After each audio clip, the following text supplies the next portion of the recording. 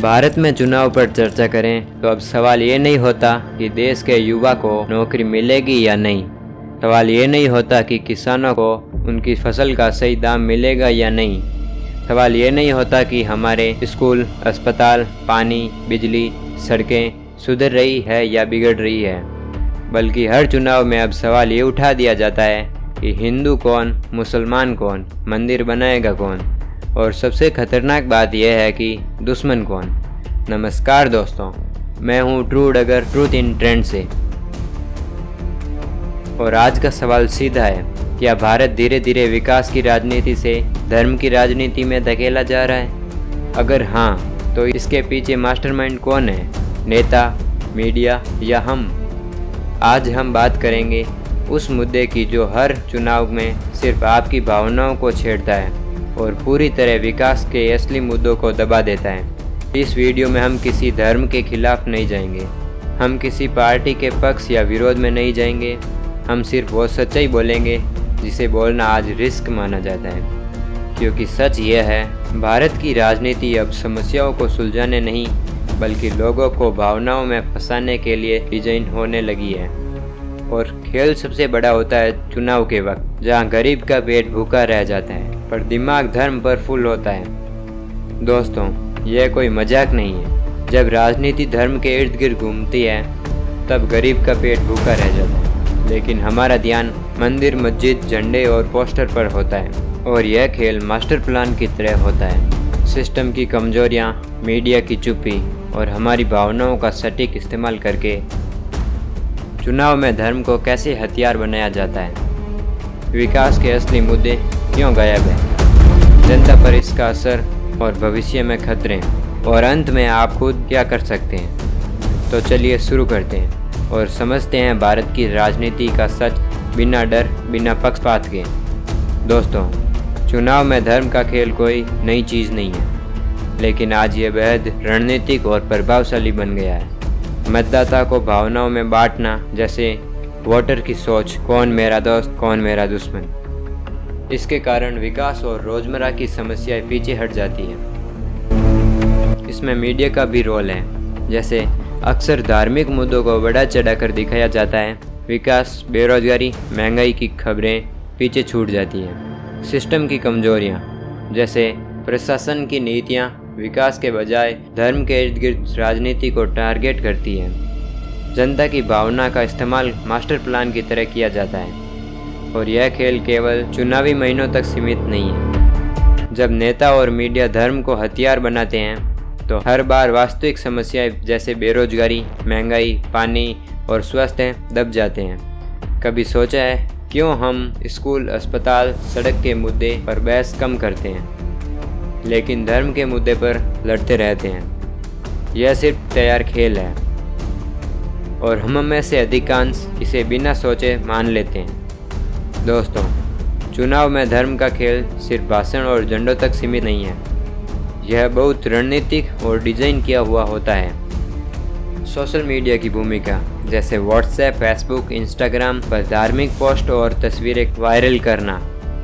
अक्सर ये fake news होती है। लोग सोचते हैं अगर ये सच्चा है तो मुझे इसे फैलाना चाहिए, और बिना जांच के हम भाग लेते हैं। रैली और भाषण, जैसे नेता भाषणों में धर्म को जोड़कर वोट की राजनीति करते हैं। लोग अपने समुदाय के लिए वोट देने के लिए तैयार हो जाते हैं। वास्तविक विकास के मुद्दे जैसे सड़क, बिजली, पानी पीछे हट जाते हैं। चुनाव की गणित, वोट बैंक बनाना, धर्म प्लस जाति प्लस क्षेत्र।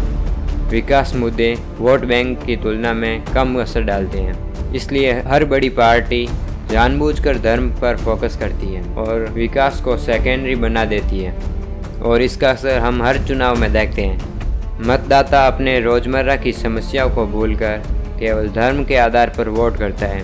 इससे क्या होता है देखते हैं। शिक्षा, स्वास्थ्य और रोजगार जैसी समस्याएं सिस्टम में पीछे धकेल दी जाती हैं। नेताओं को अकाउंटेबिलिटी की ज़रूरत कम महसूस होती है। जनता का ध्यान फैल जाता है और विकास के मुद्दे पीछे रह जाते हैं। पिछले विधानसभा चुनाव में कुछ क्षेत्रों में जल संकट और बिजली की कमी थी, लेकिन वोटिंग के दौरान चर्चा में मुख्य विषय मंदिर, मस्जिद बन गया। परिणाम, चुनावी मुद्दे नहीं बदले, विकास के प्रोजेक्ट स्थगित हो गए। और यह केवल राज्यों तक सीमित नहीं है, राष्ट्रीय स्तर पर भी बड़े चुनाव में धर्म और आइडेंटिटी पॉलिटिक्स का प्रभाव सभी क्षेत्रों में देखा गया है। बड़े शहर, धार्मिक बहसें सोशल मीडिया पर वायरल होती हैं। छोटे गांव मतदाता नेताओं के पोस्टर और भाषण से प्रभावित होते हैं। दोस्तों, यह रणनीति इतनी मजबूत है कि हम में से अधिकांश बिना सोचे समझे इस खेल में फंस जाते हैं।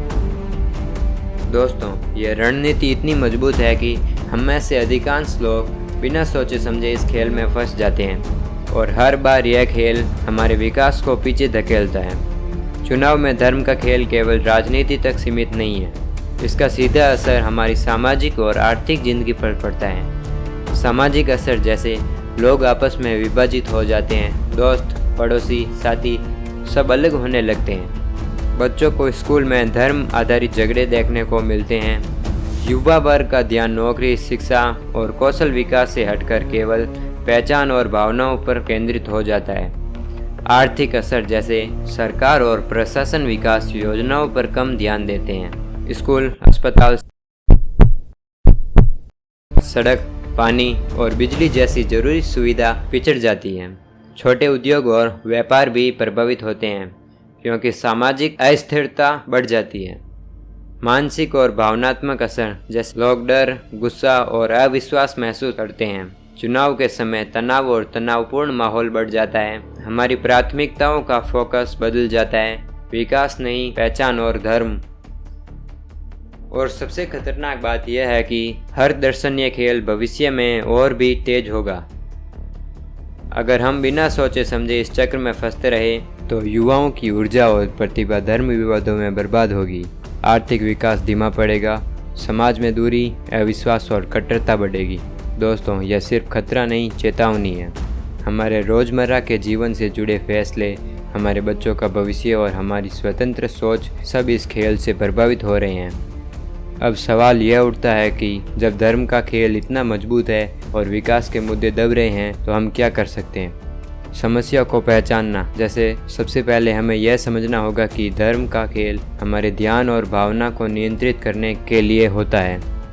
अगर हम बिना सोच के इसका हिस्सा बनते हैं तो विकास हमेशा पीछे रह जाएगा। विकास को प्राथमिकता बनाना, जैसे हमारे वोट, हमारी आवाज़, हमारी चर्चाएं विकास पर केंद्रित होनी चाहिए। स्कूल, अस्पताल, सड़क, पानी और रोजगार पर सवाल उठाना, दबाव बनाना और जिम्मेदारी बनाना जरूरी है। सोशल मीडिया और सूचना की जिम्मेदारी, वायरल पोस्ट, मैसेज या समाचार को बिना जांचे शेयर ना करें। पहचानें कि कौन हमारी भावनाओं का इस्तेमाल कर रहा है। बच्चों और युवाओं को शिक्षित करें। स्थानीय नागरिक प्रयास, गांव और शहर में कम्युनिटी फोरम्स, डिस्कशन ग्रुप्स और अवेयरनेस कैंपिंग से बदलाव लाया जा सकता है। स्थानीय स्तर पर विकास पर ध्यान केंद्रित करके हम बड़े बदलाव की शुरुआत कर सकते हैं।